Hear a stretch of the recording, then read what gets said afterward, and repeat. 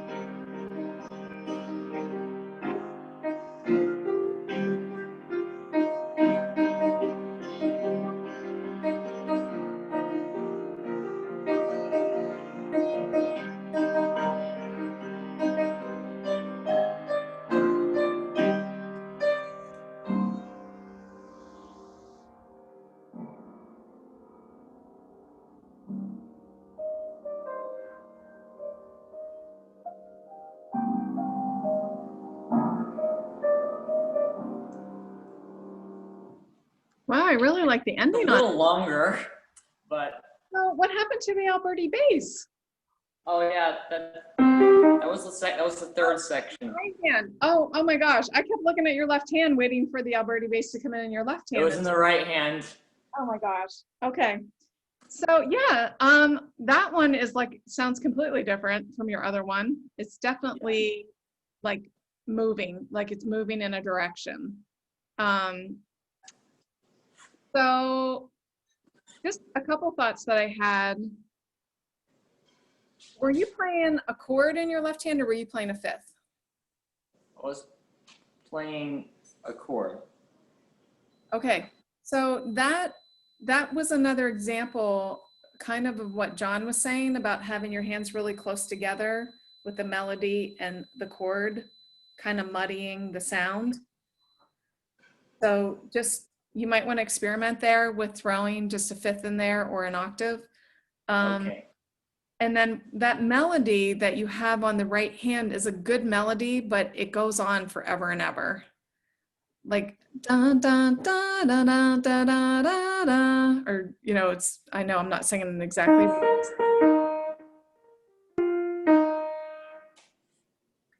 Just I'll tell you what, well, actually, I could send you this. I'm recording this right now, so I could send it to you so that you can listen to yourself. Like just close your eyes and listen to the song and see, it will give you a different perspective than when you're just playing it. There might be something in the middle there that you could do to change it a little bit so that it doesn't sound like it's repetitive for like 3 minutes. I actually, Go I ahead. actually changed it up like every time. Like the first time it was like normal. The second, like the first two, I think the second time I may have like did a little bit. I mean, like the third time it was like different though. That's the real like, only difference. It's a huge difference. Same notes or different, same notes in different rhythm, or you change the notes? It went from, it's like kind of like, so it's like, I'm gonna play like the entire third time as repeat because it like, you can clearly see the difference.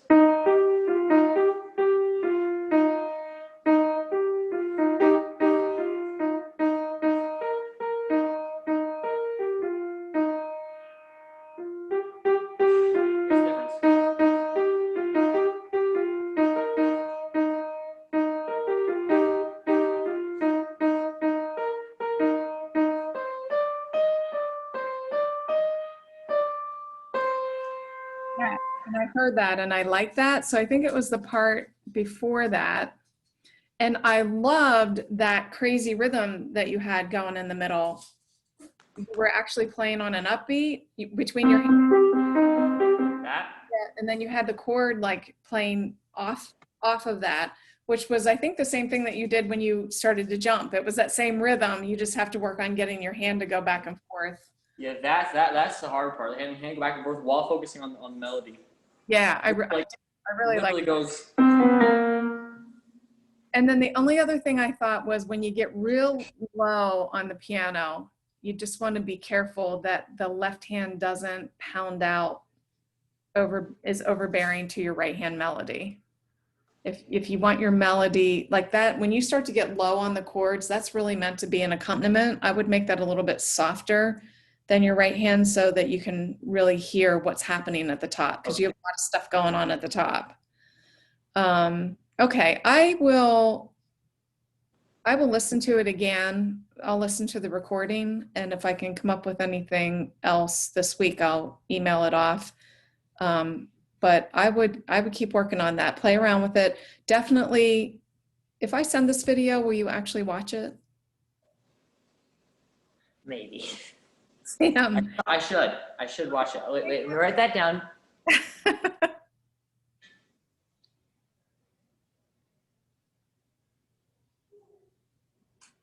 Written down. Okay. And here's the thing, listening to yourself is part of the process. Like, and you know, people record themselves all the time so that they can then hear it from a different perspective. Because oftentimes you'll hear something completely different when you're listening to it than you do when you're actually playing it. So it's just another tool that you can use to help improve what you're doing. All right. And I mean, it was only, I don't know what, 3 or 4 minutes long. So it's not like it took forever. It does feel like it's taking forever when when they're actually going playing it.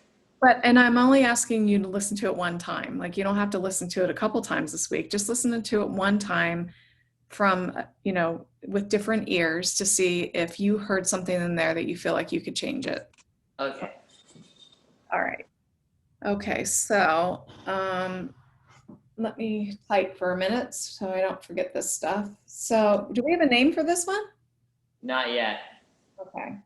I'm going to write new composition.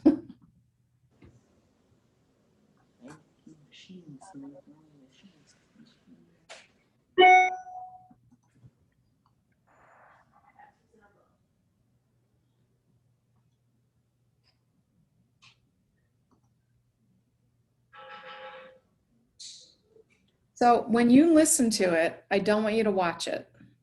Okay. I just want you to listen to it because you'll be distracted by watching what you're doing. Okay. Yeah, I probably will. Behind this is a listening exercise. So if you just turn it on and turn your back to it or close your eyes and just listen to it. All right. So either don't watch.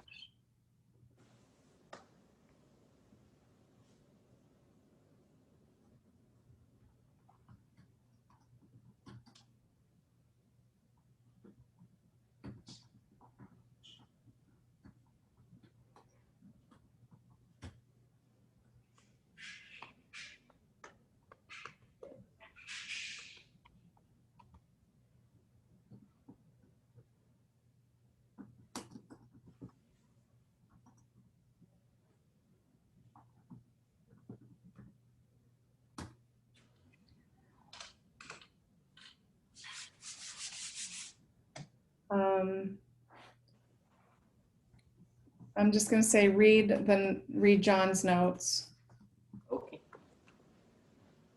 to see if any of his suggestions can be applied to what you're doing today.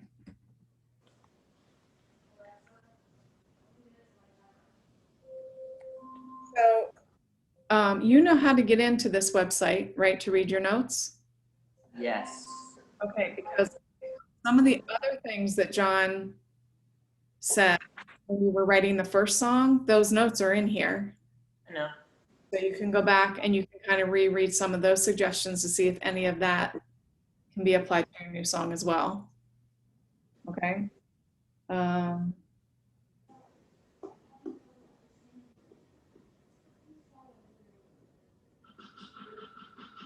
don't know where I camp with any of this crap. You what? I don't know where I camp with this stuff. It really happens when you're just kind of noodling around and you hear something. That's what I was doing that's what I was literally doing. I literally was fooling around the song. I was like, wait, this sounds, ideas.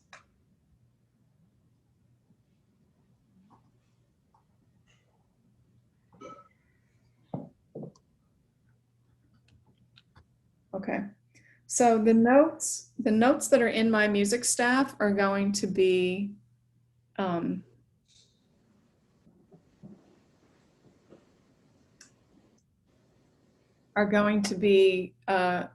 important for you to access because it has all of the first learning things that you learned when you were working with John. And I know that you don't remember every single thing that he said. And there were some things that he said that maybe you didn't apply to the first song that would absolutely work with what you're doing in the second song. Okay. So, that I think.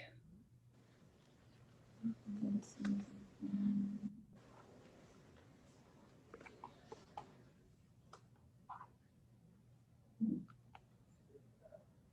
wondered if I could save that, but I don't.